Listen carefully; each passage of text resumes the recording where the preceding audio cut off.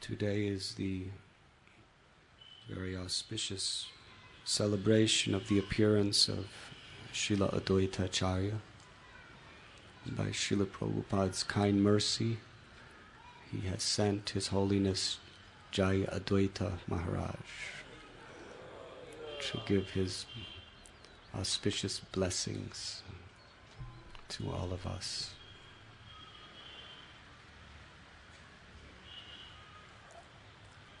In the material world, people have the nature where they want to be the proprietor, the enjoyer, and the controller.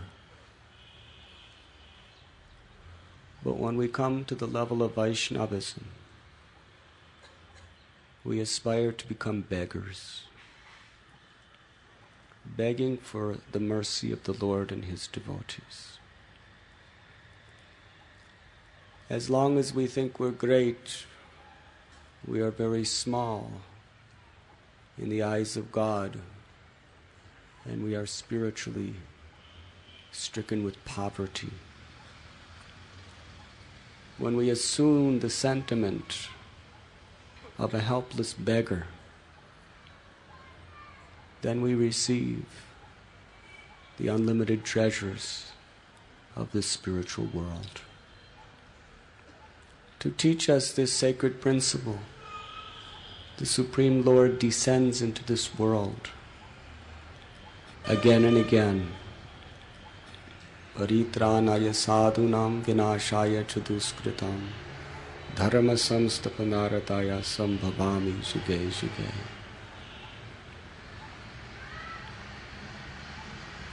When Lord Sri Chaitanya Mahaprabhu decided to appear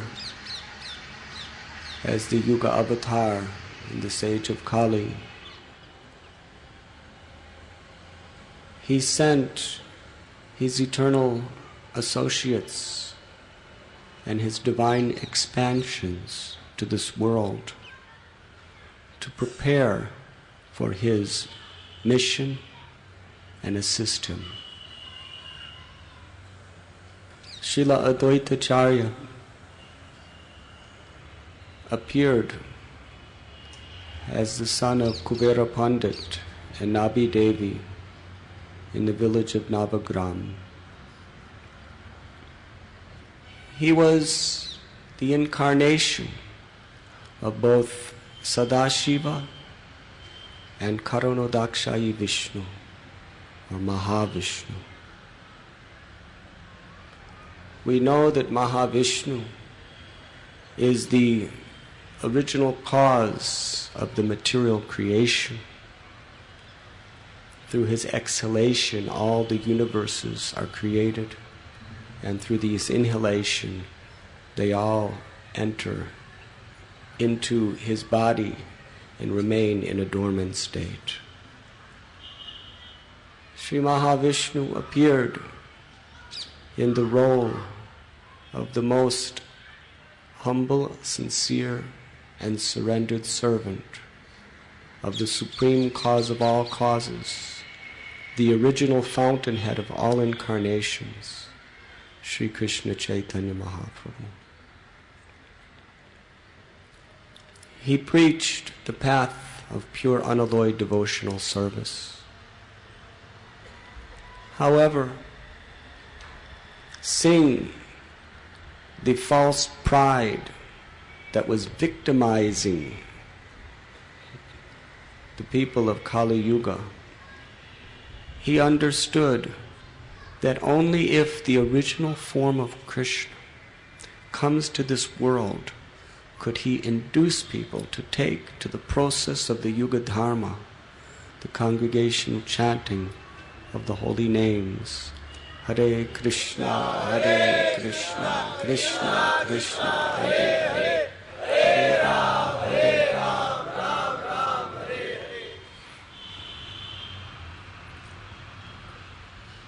With this vow in his heart, he decided to make Krishna appear. because he knew that Krishna cannot refuse the helpless cries of his devotees. On the bank of the holy river Ganges, Srila Advaita Prabhu worshipped Krishna in the form of Shalagram Shila with Ganges water and tulasi leaves, with tears of compassion in his eyes. He cried out in a very loud voice, begging for Krishna to descend, to give his love to his lost children. Again and again he cried. Meanwhile, devotees like Srivas Thakur were holding kirtan in his home with the same prayer in mind. Advaita Acharya is the very embodiment of compassion to the suffering souls who are forgetful of Krishna. In Navadvip at the time, people were incredibly prosperous. There was immense wealth. There was also such happy life by material standards. It was the high seat of learning in the whole world. There were great scholars gathering from all directions. People were studying the holy scriptures. There was extravagant marriages and other such mundane festivals. But yet, Advaita Acharya felt such pity because they were bereft of the treasure of love of Krishna. Therefore, as far as he was concerned, they were all in the most miserable condition of suffering. And the worst kind of suffering is when you think you're happy. At least when you know you're miserable, there's some hope that you can turn to God. He saw this was the condition of Navadvip. What to speak of the rest of the world? Drowning in the ocean of the defects of Kali Yuga. It was in this spirit that on behalf of all conditioned souls for all time in this age of Kali, including all of us today, it was out of his love and mercy to you and me that he cried out for Sri Chaitanya Mahaprabhu to come. And in answer to his calls, the Lord appeared. On the full moon night of the month of Phalgun, in Sri Mayapur Dham, Shri Gauranga Mahaprabhu ki Srila Advaita Acharya, when he heard of the appearance of Lord Sri Chaitanya Mahaprabhu, actually he didn't hear about it. He and Haridas Thakur were in Shantipur, and they just saw how everyone was chanting during this lunar eclipse. And they felt in their hearts an ecstasy which was unprecedented. They saw all auspiciousness everywhere in the atmosphere. They were convinced, without doubt, that our prayer has been answered. The Lord has appeared. And in great ecstasy, Haridas Thakur and Sri Advaita Acharya danced and danced and danced while chanting Krishna's holy name. Hare Krishna, Hare Krishna, Krishna Krishna, Hare Hare, Hare Rama, Rama Rama, Hare Hare. He sent his beloved consort, Sita Thakurani, to bring gifts to the child. But by the Lord's Yogamaya potency, all the devotees forgot everything about this experience and were not able to recognize their worshipful Lord living amongst them.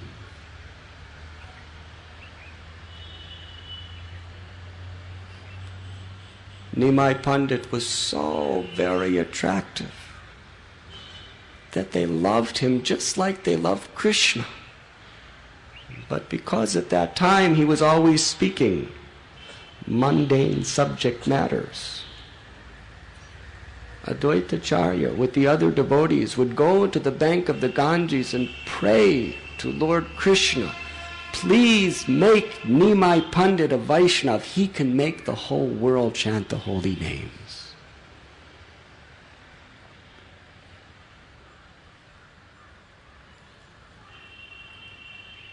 When Lord Gauranga Mahaprabhu returned from Gaya, he manifested the Sankirtan movement. Srila Advaitacharya was one of his most formidable generals. He is declared to be the greatest of all the devotees of the Lord. He was the leader amongst all the Vaishnavas and Brahmins.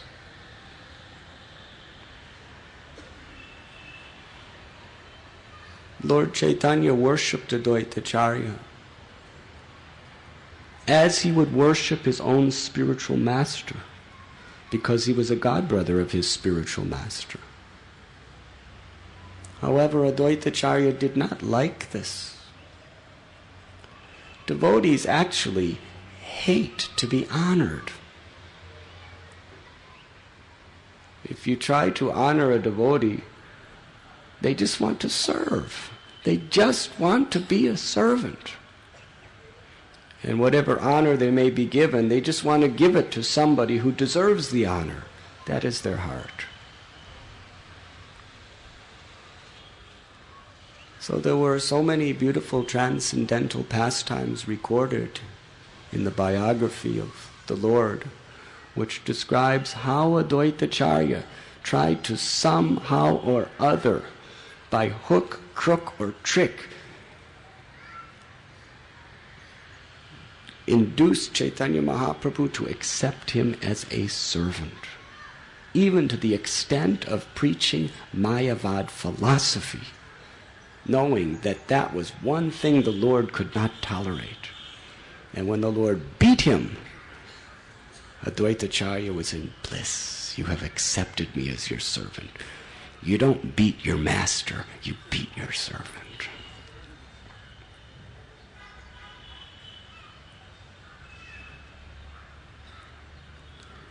Just as Sri Advaitacharya's prayers invited Lord Chaitanya to appear in this world, similarly, when Sri Advaita sent a very, very mystical poem to Sri Chaitanya Mahaprabhu, Lord Chaitanya understood, I have completed my duties as the Yuga Avatar. Just as Advaita has sent for me, now he is sending me back to my eternal abode. By the mercy of Sri Advaitacharya, Lord Chaitanya came, and with him he brought his most confidential associates from the spiritual world. Today we're going to speak by the request of the devotees on Srila Sanatana Goswami. What can a conditioned neophyte devotee speak about such an exalted and worshipable Acharya? But it is our duty, for the purification of our heart, to make some feeble attempt to explain perhaps a drop from the ocean of the glories of the Lord's personal and beloved associates. In the spiritual world, Sri Sri Radha Krishna are eternally being worshipped by the Sakis headed by Lalita and Vishaka. And their immediate assistants are the Manjaris. The two leading Manjaris are Rupa Manjari, who is Srila Rupa Goswami, and Rati or Labanga Manjari, who descended as Srila Sanatana Goswami. He appeared in the Gotra of Bhardraj Muni, the son of Kumaradev. He was the eldest brother. Rupa Goswami was his younger brother, and Vallabha, who was later named by Lord Chaitanya Anupam, was a younger brother. These three brothers, from their very birth, their hearts were filled with such ecstatic love for the Supreme Personality of Godhead. When Sanatana Goswami, it is said that previously their names were Amara and Santosh. But for convenience, we will call him Sanatana Goswami through the narration. When Sanatana was young, he had a dream. In this dream, a very effulgent Brahman appeared to him, offered him as a gift the Srimad Bhagavatam. Sanatana Goswami was in such ecstasy to receive this benediction. Then he woke up. He looked around. He saw he didn't have Srimad Bhagavatam. He was in terrible lamentation. Later that morning, the same Brahmin that appeared in the dream came to his door with the gift of Srimad Bhagavatam. From that day on, Srila Sanatana Goswami was always sinking deeper and deeper and deeper in the ocean of ecstatic love while reading Srimad Bhagavatam. It became his very life and soul. Every aspect of his life was simply revolved around hearing and chanting the glories of Srimad Bhagavatam. Srila Rupa and Sanatana Goswami were so qualified. They were illustrious scholars of the Sanskrit language. They also mastered Bengali language, Persian language. They were so well behaved that they attracted the hearts of everyone they came in contact with. They were really and truly leaders who commanded respect. Although very humble and gentle, people simply wanted to worship them and follow them by their benevolent qualities. The expert advisors of the then king of Bengal, the Nawab Hussain Shah, informed him that if you can get these two first-class Hindu Brahmins to be your ministers, then you will have control over all of the Hindu population. The Nawab Hussain Shah approached Rupa and Sanatana with their brother Anupam and ordered them to take the posts of the prime ministers of his kingdom. And if they did not, he would not only persecute them, but he would have rampant persecution of the entire Hindu population. It was out of compassion and fear that harm would be done to the innocent, that Rupa and Sanatana Goswamis accepted the posts of the Prime Minister and Finance and Home Minister of the Kingdom of Bengal. Nawab Hussain Shah was so pleased with their incredible qualifications and how they were literally running the whole state. He didn't concern himself so much with ruling the citizens. He was more concerned with the aspect of exploitation and conquering others. He left the rest to Rupa and Sanatana. He was so pleased with them that literally he divided his kingdom and his wealth with them. He gave them massive treasures, built magnificent palaces for them, offered them grand estates, and treated them just like his own younger brothers. Although the Nawab Hussain Shah was such a cruel, merciless, meat-eating killer, Srinivasa Acharya explains, Dhira Dhira, that the 6 Goswamis, they were so charming and kind to every living entity that even the demons would become attracted to embrace them like a brother. He gave them the very exalted titles of Dabir Khas to Rupa Goswami and Sakar Malik to Sanatana Goswami. Sort of a perverted reflection of initiation. This is not an ordinary thing for a Muslim king at that time to give a Hindu Muslim names, even though they were still practicing their Vedantic faith, was a very, very great and rare honor. Rupa and Sanatana Goswamis, they were such great scholars, constantly immersed in glorifying Radha and Krishna and speaking from Srimad Bhagavatam.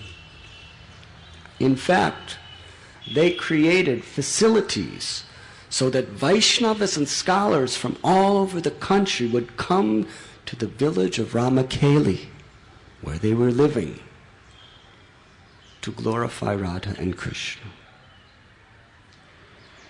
They built an auditorium where musicians, poets, dancers, and all sorts of other cultured people would come to perform. Scholars came from all directions just to hear Rupa and Sanatana Goswami speak from the Holy Scriptures. In fact, if a scholar wanted to write a book on the Nyaya philosophy, it would not be accepted unless it was approved by Rupa and Sanatana Goswami. When these Brahmins would come, Rupa and Sanatana would arrange housing for them. With their wealth, they built beautiful little houses on the bank of the Ganges in Ramkeli. And when people would come, with great humility, they would welcome them and serve them. It is explained that Sanatana Goswami and Rupa Goswami, when they would sit in their court, they looked just like Indra, surrounded by a host of pundits. And while sitting in their raised platform in such a beautiful aristocratic way, their beauty was so charming that it melted the hearts of anyone who saw them. And they were continually smiling sweetly on everyone who came. They astonished both the citizens as well as all the guests that came. Because although they were in the highest positions, with folded hands, they would beg everyone for the blessing that they could attain pure devotional service to Sri Radha and Krishna. And they would very humbly and enthusiastically accept the position of servant. They were born in Saraswat Brahmin families from Karnataka, and they were very much exalted in all of their personal qualities, but yet they considered themselves to be lower than the straw in the street. As householders, they were very, very charitable. With whatever they had, they would give in charity to the Brahmins, to the Vaishnavas, to the poor, to the sick.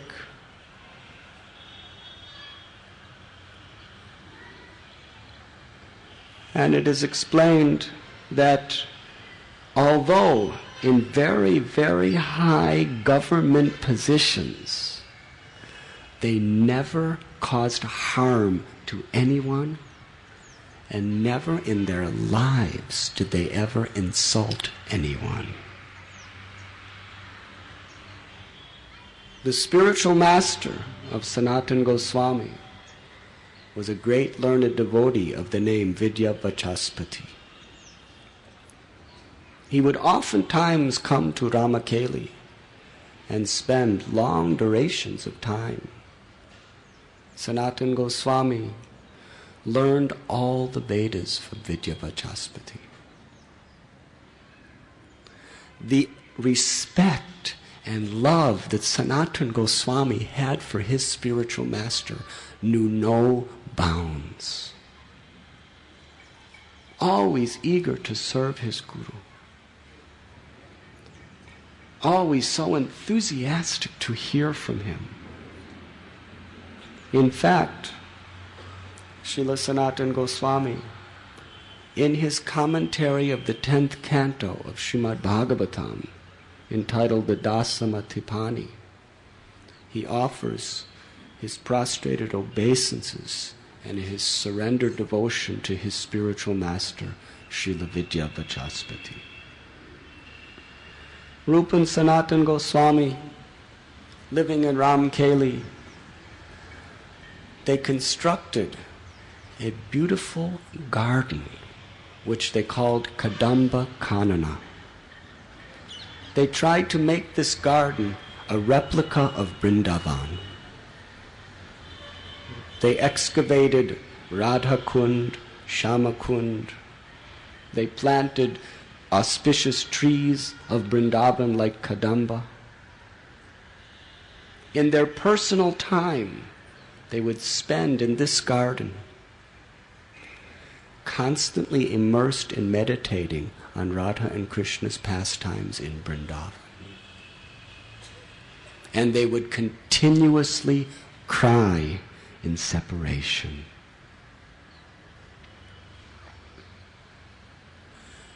They installed a deity named Madan Mohan in Ramakeli. Their whole lives were centered around the worship and glorification of Sri Sri Madan Mohan.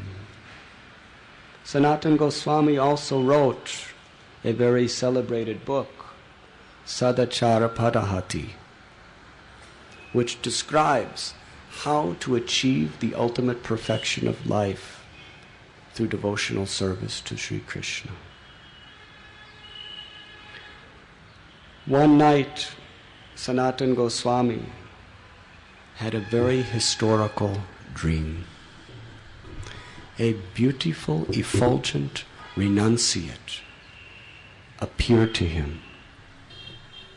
This renunciate was none other than the Supreme Personality of Godhead, Sri Krishna Chaitanya Mahaprabhu.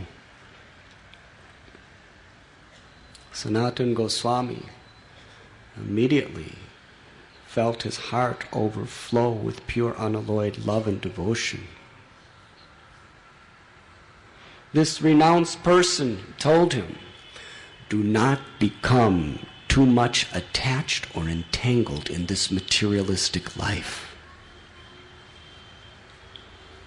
You should go to Vrindavan, excavate the holy places, and write Vaishnav literatures extolling the glories of pure devotional service." The dream ended. The next morning he went to his brother Rupa Goswami and told him about the dream.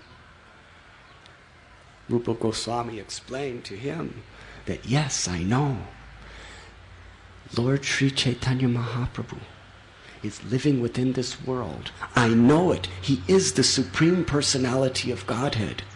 We should surrender to him. From that day on, Rupa and Sanatana Goswami were eagerly awaiting that moment when they could surrender to their lives to Lord Chaitanya. They were feeling themselves so shameful that they were serving a violent, cruel, materialistic king. Therefore, they regretted their position. They considered themselves the most lowly and fallen of all souls. In fact, the father of Rupa and Sanatana Goswami, he lamented so terribly the position of his sons that he spent his life continuously performing yajnas and begging for atonement for the shameful position of their sons. What a Vaishnav he is. Most parents would be proud of their sons being prime ministers, multi-millionaires, the most influential scholars in all the world. But he was a real father, a Vaishnav father. He considered that they're not serving the Supreme Lord directly. Because they're associating with materialistic people, it is abominable. This is the love of a real parent. Their ultimate desire for their children is that they may have the association of saintly people.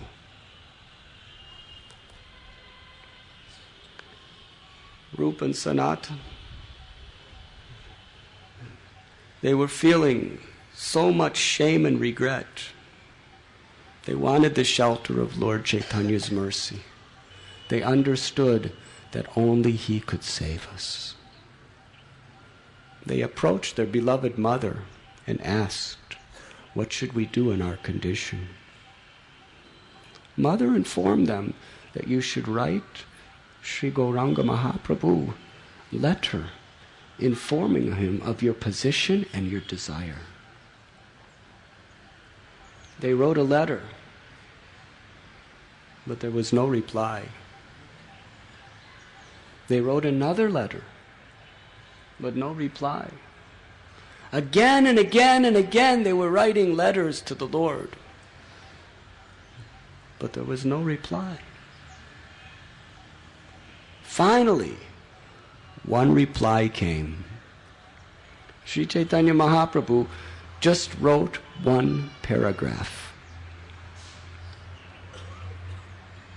In this letter, it was stated that if a wife is attached to another man other than her husband, then she should perform her duties very, very carefully so that the husband does not suspect that she has paramour. But in her heart, she should exclusively meditate on her beloved. Srila Rupa and Sanatana Goswamis understood that The Lord wants us to carry on with our service in the government, awaiting their mercy.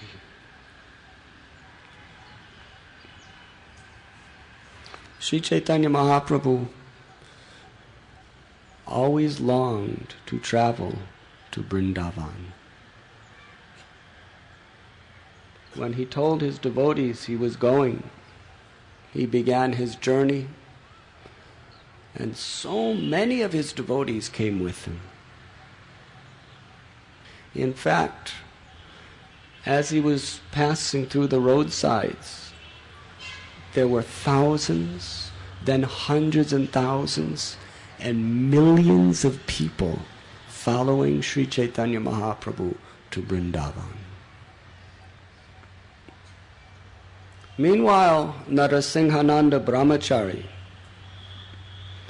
he had the power of love, where he could meditate on offerings to the Lord, and those offerings would materialize before the eyes of Lord Chaitanya.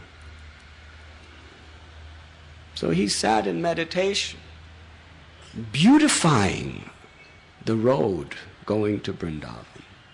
He made it very wide. He paved it with gold and jewels.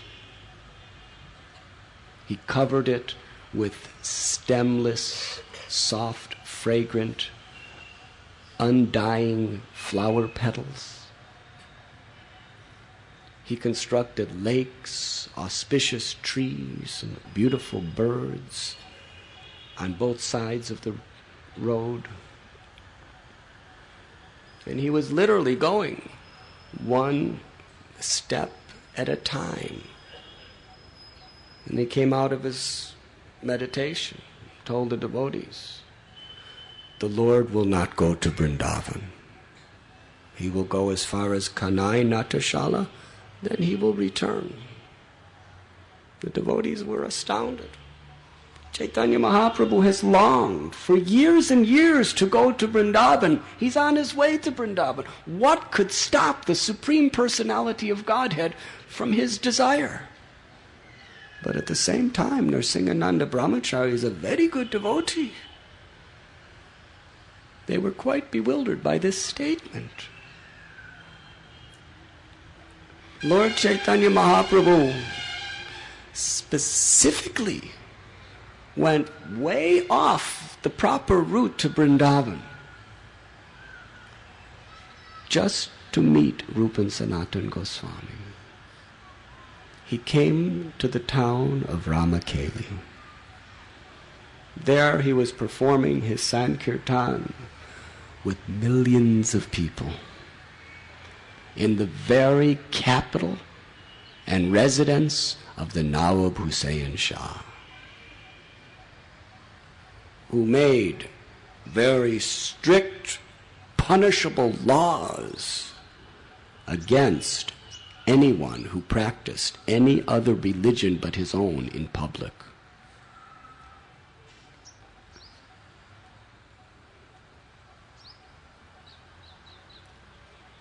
Nawab Hussain Shah, when he was informed about this sannyasi who had come with so many followers, he was astounded.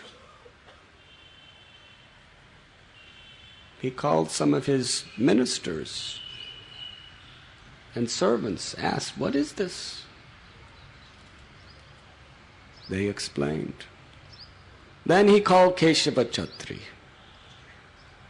who was a very great devotee and a servant of the king. He said, "Tell me, who is this sannyasi who has come to our village?" Keshava Chatri understood that the Nawab Hussain Shah was a demon, very violent. So he said, actually, he's just a beggar doing madhukari door to door, and he has one or two disciples with him. Don't worry, it's not worth even thinking about him. Ah, what are you saying? He's the Supreme Personality of Godhead. I can understand this. He made a law that no one should disobey Lord Chaitanya Mahaprabhu. And if anyone interferes with his Sankirtan, he will be punished.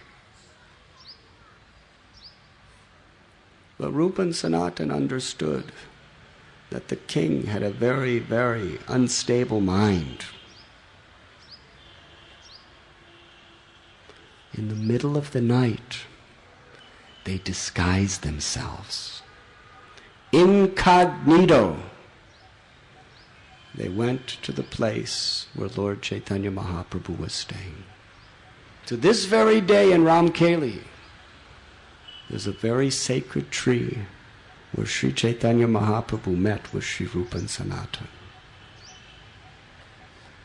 First they approached Lord Nityananda Prabhu and Srila Haridas Thakur. They brought them in to the personal presence of Lord Chaitanya.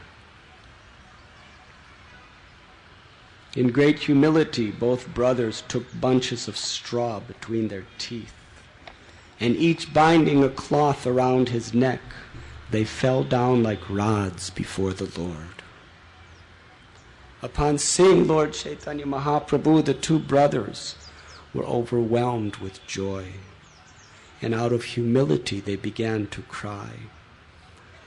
Lord Chaitanya Mahaprabhu asked them to get up and assured them of all good fortune. The two brothers got up, and again taking straw between their teeth, they humbly offered their prayers with folded hands. All glories to Sri Krishna Chaitanya Mahaprabhu, the most merciful Savior of the fallen souls. All glories to the Supreme Personality. Sir, we belong to the lowest class of men, and our associates and employment are also of the lowest type. Therefore, we cannot introduce ourselves to you. We feel very much ashamed standing here before you. Dear Lord, let us inform you that no one is more sinful than us, nor there is any offender like us. Even if we wanted to mention our sinful activities, we would immediately become ashamed, and what to speak of giving them up. Dear Lord, you have incarnated to deliver the fallen souls. You should consider that in this world there is none so fallen as us. You have delivered the two brothers, Jagai and Madhai, but to deliver them, you did not have to exert yourself very much. The brothers Jagai and Madhai belonged to the Brahmin caste, and their residence was in the holy place of Navadvip. They never served low-class persons, nor were they instruments to abominable activities. Jagai and Madhai had but one fault. They were addicted to sinful activity. However, volumes of sinful activity can be burned to ashes simply by a dim reflection of the chanting of your holy name. Jagai and Madhai uttered your holy name by way of blaspheming you. Fortunately, that holy name became the cause of their deliverance. We too are millions and millions of times inferior to Jagai and Madhai. We are more degraded, fallen, and sinful than they. Actually, we belong to the caste of meat-eaters because we are servants of meat-eaters. Indeed, our activities are exactly like those of meat-eaters. Because we always associate with such people, we are inimical toward the cows and the Brahmins. The two brothers, Sakar Malik and Dabir Khas, very humbly submitted that due to their abominable activities, they were now bound by the neck and hands and had been thrown into a ditch filled with abominable stool-like objects of material sense enjoyment. No one within the three worlds is sufficiently powerful to deliver us. You are the only savior of the fallen souls. Therefore, there is no one but you. If you simply deliver us by your transcendental strength, then certainly your name will be known as the savior of the fallen souls. Let us speak one word that is very true. Plainly hear us. O merciful one, there is no other object of mercy within the three worlds but us. We are the most fallen. Therefore, by showing us your mercy is most successful. Let the power of your mercy be exhibited throughout the entire universe. Let us submit one piece of information before you, dear Lord. It is not at all false, but is full of meaning. It is this: if you are not merciful upon us, then it will be very, very difficult to find more suitable candidates for your mercy. We are very depressed at being unfit candidates for your mercy. Yet since we have heard of your transcendental qualities, we are very much attracted to you. Indeed, we are like a dwarf who wants to capture the moon. Although we are completely unfit, a desire to receive your mercy is awakening within our minds. By serving you constantly, one is freed from all material desires and is completely pacified. When shall I engage as your permanent eternal servant and always feel joy to have such a fitting master? After hearing this prayer by Dabir Khas and Sakar Malik, Lord Chaitanya said, "My dear two brothers, you are my very old servants. My dear Sakar Malik, from this day on, your name will be changed to Sanatan Goswami. My dear Dabir Khas, your name will be Srila Rupa Goswami. Please, please abandon your humility, for your humbleness is breaking my heart. You have written me several letters showing your humility, and I can understand your transcendental behavior from those letters. Therefore, just in order to teach you, I sent you that one verse. I really had no business coming here to Ramkeli. I came just to see you two brothers. Everyone is asking, why did you go to Ramakeli? No one knows my real intentions. It is very good that you two brothers have come to see me. Now you can go home. You have nothing to fear. Birth after birth, you are my eternal servants. I am sure that Krishna will deliver you very soon." Sanatan Goswami then made an appeal to the Lord that you are going to Vrindavan with so many millions of people. It is better if you go alone or with one or two others, because Vrindavan is a very quiet and lonely forest. You will appreciate it much nicer if you go with a small group.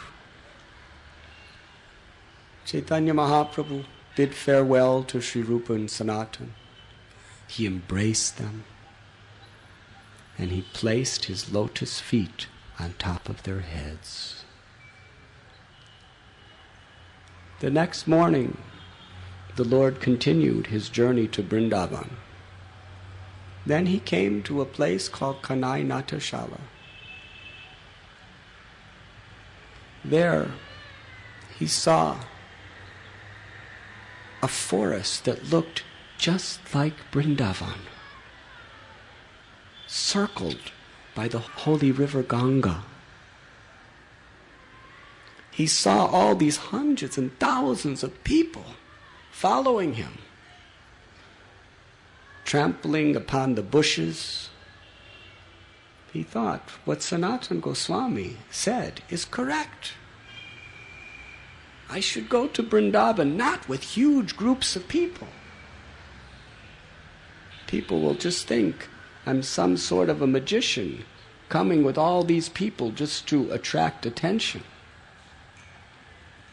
I should follow the advice of Sanatana.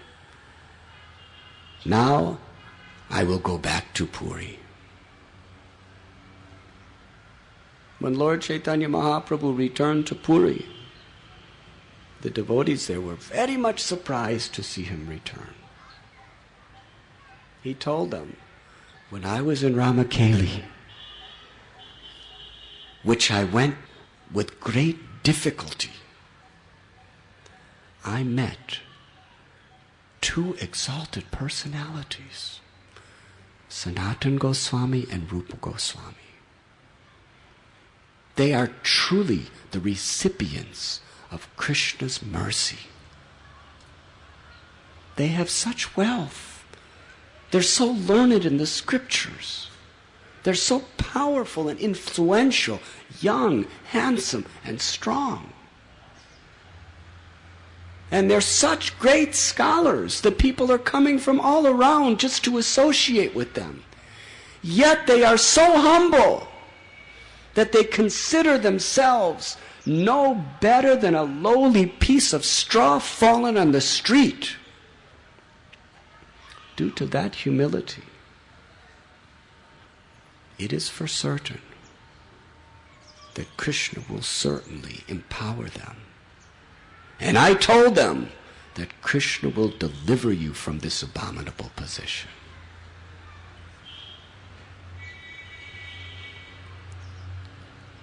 Actually, Rupa and Sanatana Goswami,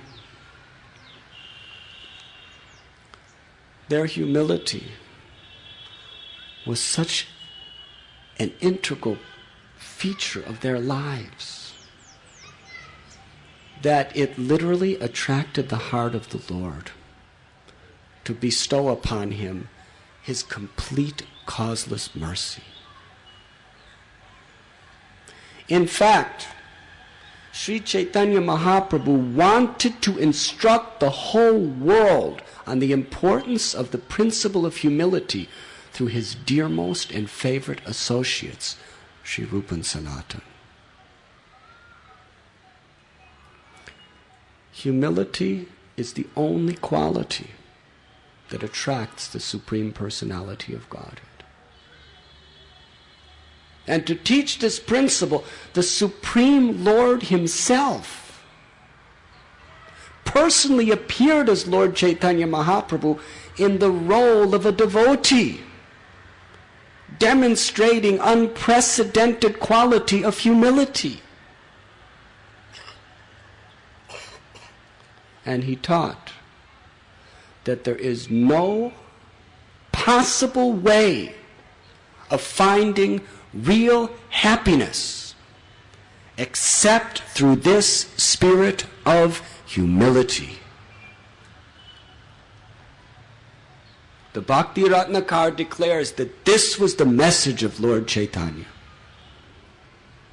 But just see how Maya deludes the world. People are trying to find happiness by boasting what I have done, what I will do, and just see what I am doing.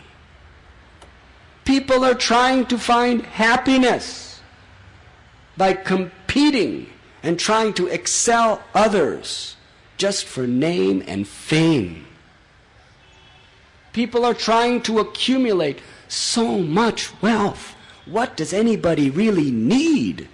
A few rotis and a place to sleep. But we want so much for prestige. But Chaitanya Mahaprabhu taught that everything you're looking for your happiness in is going to be the very cause of your suffering. Fear and anxiety. If you want real happiness, it is by following in the footsteps of the humble behavior of the 6 Goswamis of Vrindavan.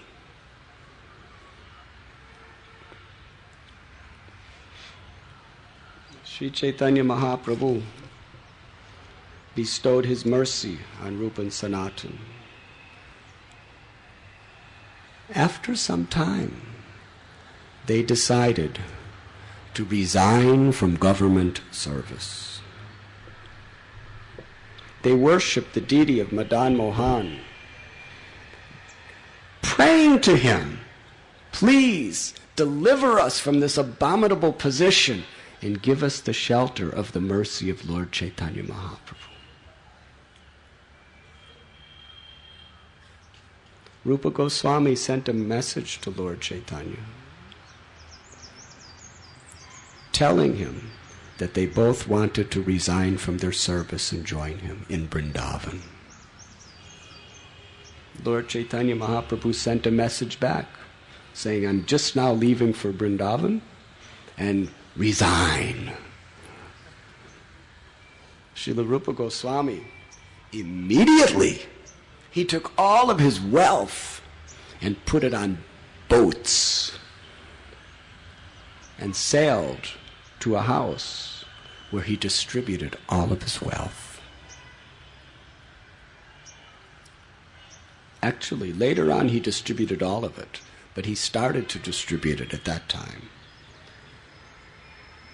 He and his younger brother Anupam left everything and went to meet Lord Chaitanya in Vrindavan. Meanwhile, Sanatana Goswami, due to the forces of circumstances, he was unable to leave at that particular time. But he totally lost all interest in serving the government.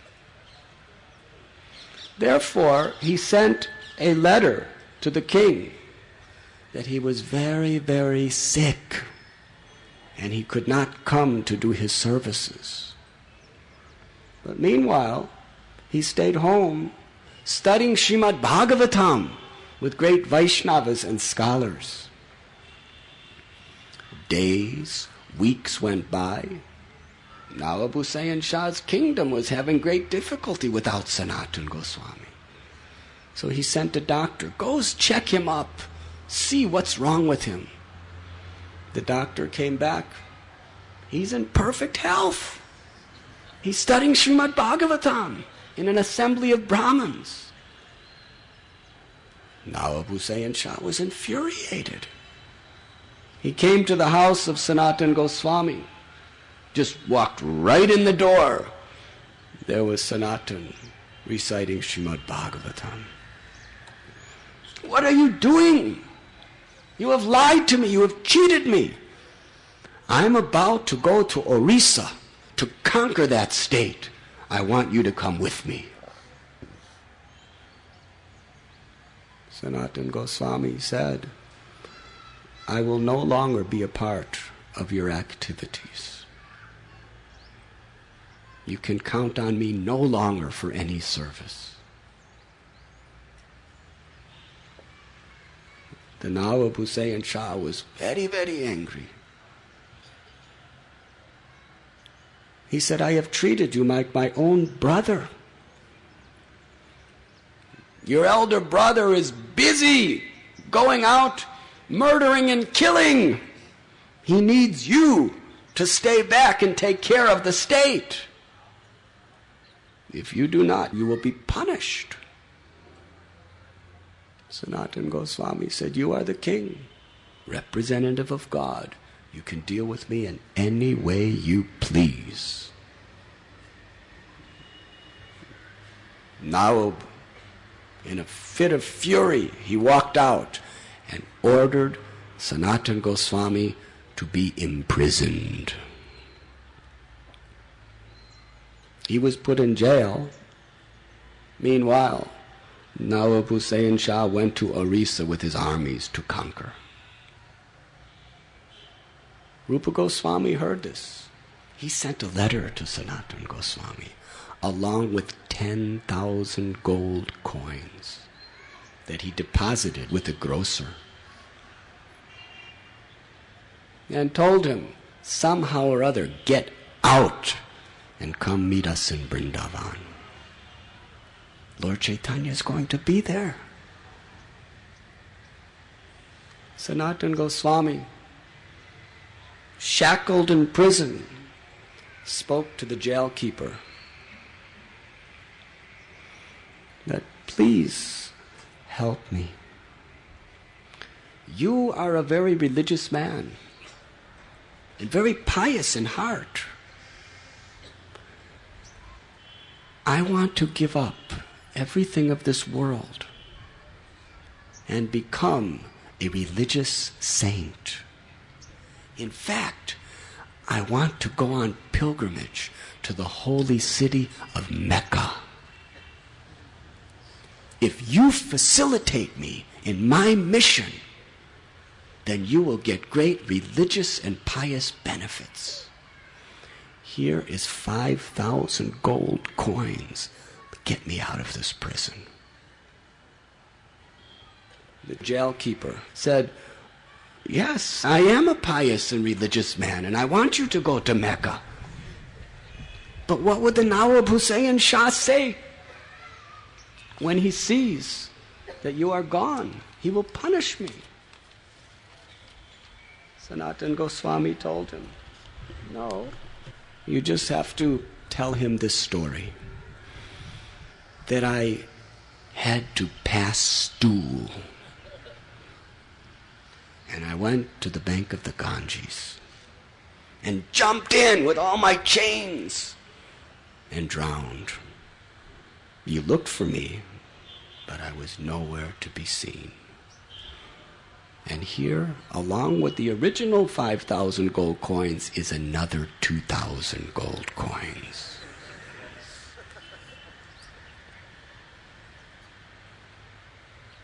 This argument was very convincing. He was released from prison. As he was traveling through the forest and the jungles, he had one servant named Ishan that was assisting him. They came to a hilly tract of land in the state of Bihar, which is called Patada. That place is very, very infamous at the time for thieves and rogues who will kill anyone for anything at a moment's notice. There was a hilly tract of jungle that very, very difficult to get through. They stopped at an inn. At this inn, the hotel keeper was the leader of the whole band of dacoits. He had an astrologer. This astrologer told him, these two guests, they have 8 gold coins. 8 gold coins. He was very much eager to kill them. So he treated them with great respect, just to make them comfortable and confident. It is said, too much devotion is the sign of a thief. This applies to this case. Sanatana Goswami, being a government leader, he was diplomatic and he knew the spirit of diplomacy. So he was thinking, why is this man giving me so much respect and serving us so nicely? He must want to rob and kill us. Ishan, do you have any of those gold coins left? He said, yes, I have 7 gold coins. Immediately he took those coins to the innkeeper and said, "I have these coins, you keep them." The innkeeper said, "Oh, what an honest and charitable person you are. Lucky you gave them to me, because I would have killed you on this very day if you didn't. But now that I see you're so honest and so nice, you keep the coins, I don't want them." He said, "If you don't kill me for these coins, somebody else will kill me. Take them away. But please, I ask only one favor. Help me get through these mountain range." On that morning, the innkeeper personally arranged for Sanatana Goswami to get through that hilly tract. Sanatana Goswami turned to Ishan and asked him, "Do you have any more gold coins?" "I have one." "You take that gold coin and go home. Why have you brought this death knell with you?" Sanatana Goswami was then a fugitive who had just escaped from prison. He was wearing the robes of a prisoner. He was alone and had nothing. He continued his travel till he came to a place called Hajipur. There, his brother-in-law, the man who was married to his sister, who was a government servant, had come to visit. On the command of the local king, he had come with large sums of gold to purchase first-class horses in Hajipur. Sanatana Goswami was sitting, and Srikanta, his brother-in-law's name, had seen him and sent one of his messengers to bring Sanatana. He said, "Look at you. You're all unshaven, and your hair is all scraggly, and you're wearing all torn up prisoner-like clothes." Sanatana Goswami told him the whole story. He said, "You stay with me for at least 2 days. Sanatana Goswami said, "I will not stay with you for even 1 moment. I'm going to Vrindavan."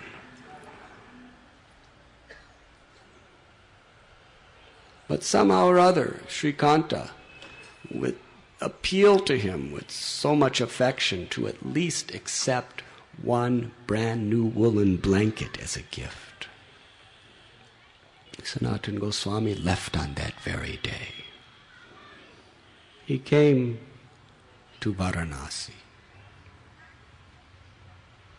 There he heard that Sri Chaitanya Mahaprabhu, he had already visited Vrindavan, and he was residing at the house of Chandrasekhar Acharya in Varanasi. Sanatana Goswami sat outside of the courtyard of Chandrasekhar. Lord Chaitanya told Chandrasekhar that there is a very great, pure-hearted, saintly Vaishnava outside. Please bring him in to me.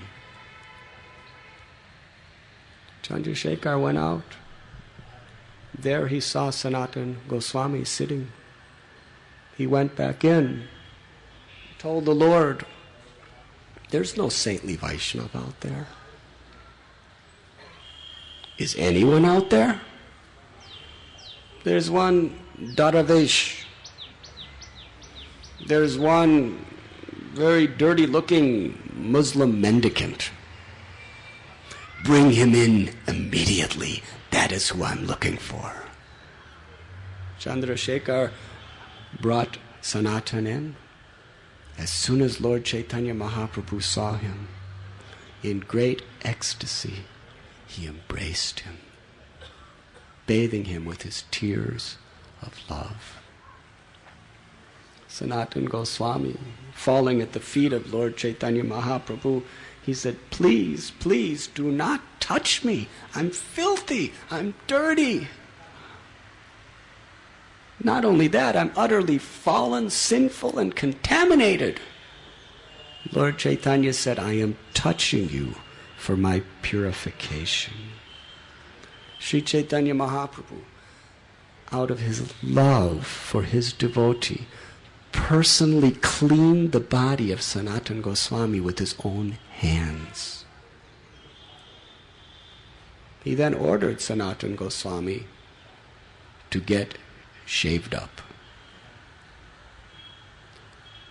Chandrasekhar took Sanatan and shaved him, his beard and his hairs.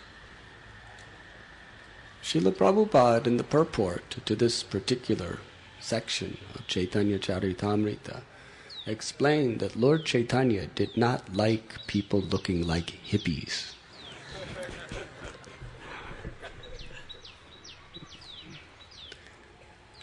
After taking his bath, Chandrasekhar gave him fresh new clothes. Sanatana Goswami rejected. I will not take new clothes. Then he came back to Lord Chaitanya Mahaprabhu, where he was introduced to Tapan Mishra. Lord Chaitanya Mahaprabhu would take prasad at the house of Tapan Mishra, and he would stay at the house of Chandrasekhar. So Tapan Mishra, he offered Sanatana Goswami brand new garments. He couldn't tolerate seeing him in such rags. Sanatana Goswami rejected it. He said, you give me just one old dhoti. So he brought him one of his old dhotis.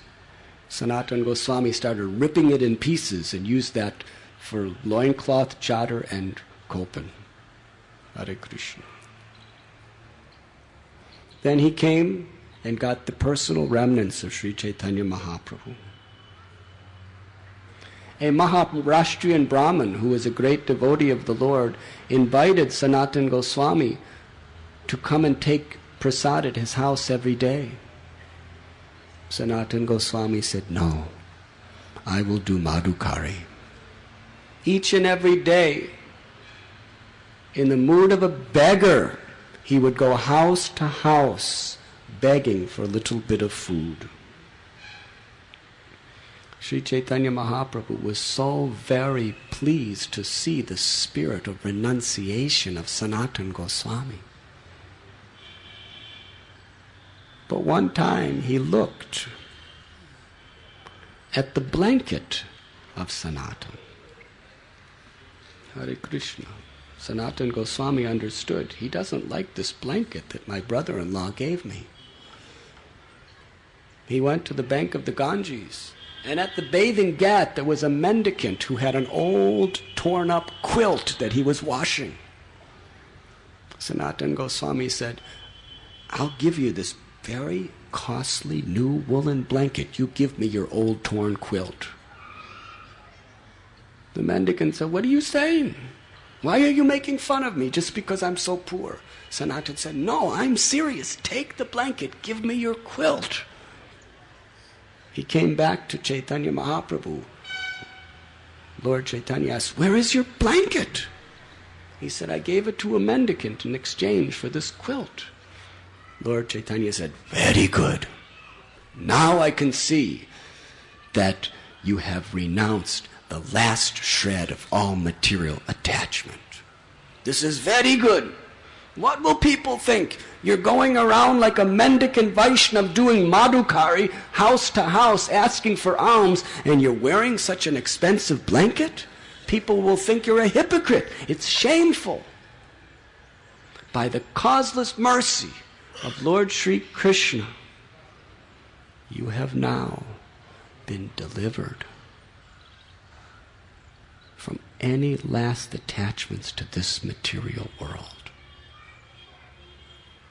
Sanatana Goswami, he replied, I do not know who is Krishna, but I know one thing. that it is your causeless mercy that has saved me. And I have no other hope than you. At that time, Sanatana Goswami put straw between his teeth. With folded palms, he bowed down at the lotus feet of Sri Chaitanya Mahaprabhu. And he began to inquire. He said, "My Lord, I am from a low family, and all of my associates are of the lowest disposition. I am sinful, and I am addicted to sinful activities. My whole life is abominable. But by your causeless mercy you have accepted me as your servant. Please, my Lord, please instruct me. I do not know what is my duty. I do not know what is beneficial and what is detrimental for the real purpose of life. And yet, due to the influence of illusion, people are calling me a great learned scholar. And I am such a fool that I accept myself as such. Please tell me, what is my real duty in life? Who am I? Why am I suffering, birth after birth, the threefold miseries of material existence? How can I be benefited? My Lord, I do not know how to inquire about the goal of life from you. Please, out of your mercy, explain these truths to me." Lord Sri Chaitanya Mahaprabhu replied to Sanatana Goswami that your humble quality is breaking my heart. You know all the truths of the conclusions of the Vedas. You are fit to propagate the cult of pure devotional service all over the world. There's nothing that you do not know. But still, it is the nature of a sadhu like you to inquire just for the sake of being strict.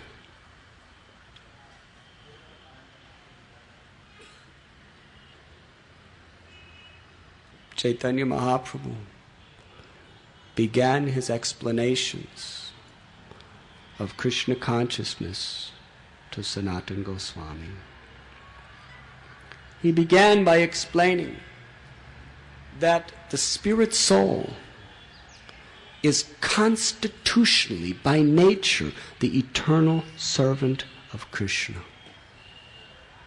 He is the tatashta shakti, or marginal energy, of the Lord. He is simultaneously one and different from the Supreme Personality of Godhead. Just as a single ray of the sun is non-different in quality than the sun planet, similarly, the spirit soul is of the same quality as the Lord, Satchidananda, but is constitutionally a fragmental, insignificant, tiny part and parcel of the Lord. Chaitanya Mahaprabhu taught Sanatana Goswami the philosophical truth of a chintya beta beta tattva. He described how the Lord has various energies spreading throughout all of creation. Just as the sun is in one place, diffusing its sunshine in all directions, similarly Krishna, although living in his eternal abode of Goloka Vrindavan, through his multifarious energies, is pervading everything that exists. There are three primary energies. The Chit Sakti, or the eternal spiritual energy, Maya Shakti, the illusory material energy, and Tatastha Shakti, the Jiva soul. When the Jiva soul is covered by the Maya Shakti, it forgets its original nature and becomes covered by the false ego and thinks that he is himself an enjoyer separate from Krishna. Since time immemorial, the spirit soul has been suffering repeated births and deaths, ignorance of his constitutional nature. And in each birth, he has to suffer the threefold miseries, Adhyatmika, Adhidaivaka, and Adhibodhika. Due to the power of the three ropes of the modes of material nature, he is influenced to act sometimes pious and sometimes impious. Sometimes he's elevated to the higher planets, and then again he's plunged into the lower planets of misery. Sri Chaitanya Mahaprabhu used the example that just as when the king sees a person who is a criminal, he takes his guards and tells them what to do. They take that criminal by the hair and push their head down under water in the river. And when the person is about to suffocate to death, he pulls his head out of the river to get some air. And after enjoying the air for a few seconds only, pushes him again down into the river, where he's suffering terrible suffering. And when he's about to die, he's brought up to enjoy the air. And he's plunged back down. Millions and millions of births were going through the same type of a situation. Suffering the repeated miseries of material existence, and every now and then we're pulled up and we get some breath and we think, oh, how nice life is, only to be plunged down again. However, Lord Chaitanya continued, if one gets, by the mercy of Krishna, the association of a sadhu, he can be delivered. Daivi heshu gunamayi mama maya duratyaya mamevambe prapapadyante maya metattarantite. This material existence is very, very difficult to overcome. But one who associates with a sadhu and learns the process of surrendering to Krishna can easily cross beyond it. Only the causeless mercy of Krishna can deliver one from ignorance. There is no other means possible. Krishna, out of his mercy, he has compiled the Vedas, and he saves the aspiring soul through three forms: the Vedas, the Guru and the Sadhus, and the super soul within the heart. Through this process we can understand what is Krishna. Lord Chaitanya continued that in the Vedic literatures there are essentially three subject matters discussed. Sambandha, how to re-establish our lost relationship with Krishna. Abhideya, how to act according to that relationship by engaging in the service of the Lord with attachment. And prayojana, the ultimate goal of life, pure unalloyed love for the Supreme Personality of Godhead. There are many different paths by which we can approach spiritual truths. However, the conclusion of all the Vedas is that only through bhakti or devotional service can we know Krishna as he is. He told the story of an astrologer of the name Sarvagya, who was approached by a very poor, suffering man.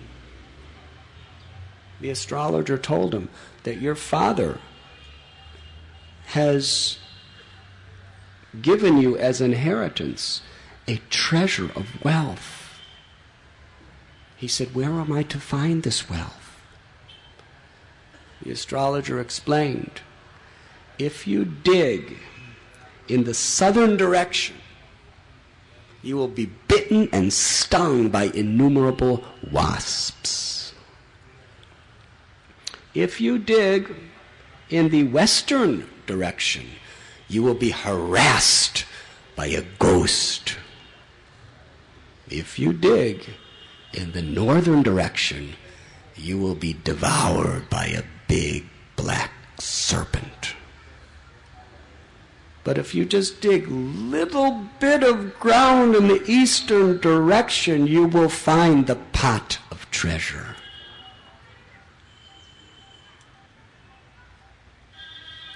Mahaprabhu explained that the path of karmakanda is like the southern direction. The wasps and bees that will sting you represent all the troubles and sufferings and miseries that come through following the process of karmakanda. And by following jnanakanda, our mind becomes terribly disturbed due to all of the mental speculation, just like one is disturbed by a ghost. And the mystic system, where one tries to achieve kaivalya, or merging into the oneness of the Lord, it is like having your personal identity devoured by a serpent.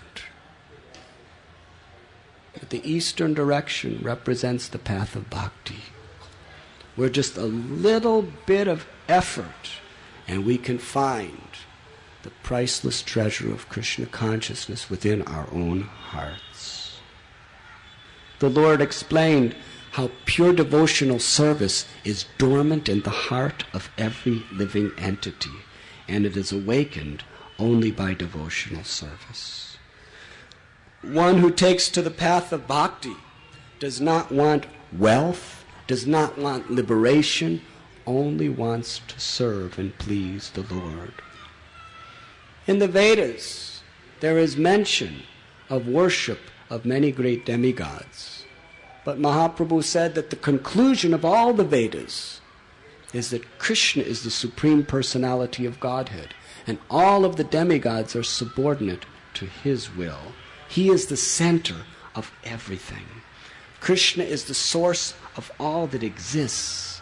His body is eternal, full of knowledge and full of bliss. Ishvara Parama Krishna Satchit Ananda Vigraha Anadir Adir Govinda Sarva Karana Karanam. His abode is Goloka Vrindavan. In his eternal abode, the Lord resides with his associates, the cows, the gopas, and the gopis. From Krishna's original form in Goloka Vrindavan, all other incarnations are emanating. Krishnastu Bhagavan Swayam. He is the original cause of all causes, and he is the source of Vishnu and all of the other incarnations. The Brahman effulgence is but the rays of light emanating from the spiritual body of Krishna. And the Paramatma is the localized feature of the Lord, who is the witness of everyone's activities. He divided the various incarnations of the Lord into three categories: Swayam Rupa, or the eternal form of the Lord; Tarikatma Rupa, other forms of himself directly; and Avesha Rupa, or empowered incarnations. the Lord went into great, great detail of the various categories, within these categories of incarnations within this world. He described how the creation of the cosmic manifestation takes place, beginning with the expansion of Lord Krishna, Karunodakshayi Vishnu, who exhales and creates all the various universes, and how by his glance he impregnates each universe with all the living entities who are to exist within them. He explained then how Garbhodakshayi Vishnu appears, and from him lotus flower is born from his navel, and Brahma is born. He reveals the Vedas to him. And then from Lord Brahma, Lord Shiva appears. He described how Lord Shiva is not a jiva. He is superior to all jivas because he's actually a personal expansion of the Supreme Personality of Godhead. However, as milk is turned into yogurt, it is simultaneously milk but not milk. Similarly, Lord Shiva is eternally Vishnu, but still different from Vishnu. He is the greatest devotee of Vishnu. He is eternally accepting the role of a servant of Vishnu. Within Brahma's lifetime, there were 504,000 manus, and in each manu there are 71 rotations of yuga cycles, and in each yuga the Supreme Personality of Godhead personally incarnates to teach the recommended process of self-realization for that yuga. He is called the Yuga Avatar. In Satya Yuga, the Lord appears in a white complexion to teach the process of meditation. In Treta Yuga, he appears in a red complexion to teach the process of yajna. In Dwapara Yuga, he appears in his beautiful blackish complexion to teach the process of deity worship. In Kali Yuga, he appears with a beautiful golden complexion to teach the Yuga Dharma, the congregational chanting of the holy names of the Lord.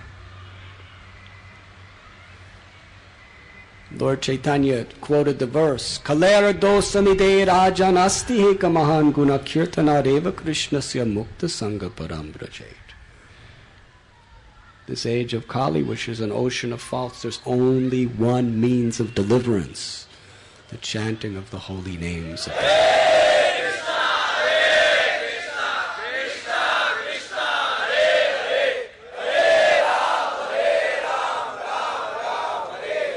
In fact, Mahaprabhu continued, the same results you get through thousands and thousands of years of meditation in Satya Yuga, to perfectly perform yajna in Treta Yuga,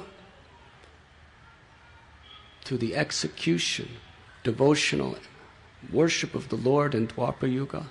The same result is received in Kali Yuga simply by the loud congregational chanting of the Hare Krishna Maha Mantra.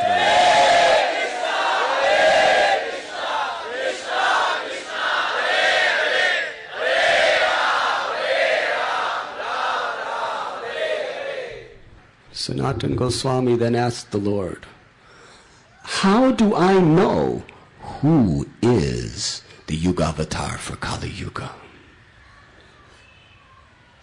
Lord Chaitanya said, you must understand these things from the Holy Scriptures. He began citing various evidences from the Scriptures about the qualities of the Yuga Avatar. Sanatana Goswami said, oh, it's like this.